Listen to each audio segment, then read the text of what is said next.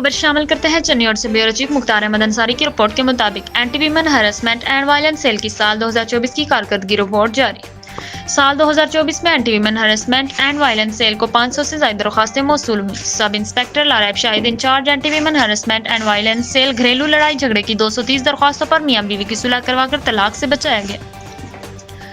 Incharge anti women harassment and violence cell خواتین پر تشدد اور ہراساں کرنے کی 100 سے زائد درخواستوں پر حسب ضابطہ کارروائی عمل میں لائی گئی۔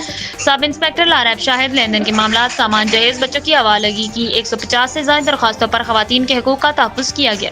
Incharge anti women harassment and violence cell خواتین میں احساس تحفظ اجاگر کرنے کے لیے مختلف تعلیمی اداروں اور پبلک مقامات پر آگاہی سیمینار اور واک کا انعقاد کیا گیا۔ Incharge anti women harassment and violence cell خواتین پر گھریلو تشدد، ہراسانی، بدسلوکی کے واقعات کے روک تھام کے لیے پنجاب پولیس تمام ممکن اقدامات کر رہی ہے۔ خواتین کسی بھی ایمرجنسی صورتحال میں women safety app, Punjab police public app, emergency نمبروں سے مدد حاصل کر سکتی ہے۔ ڈی پی او عبداللہ احمد۔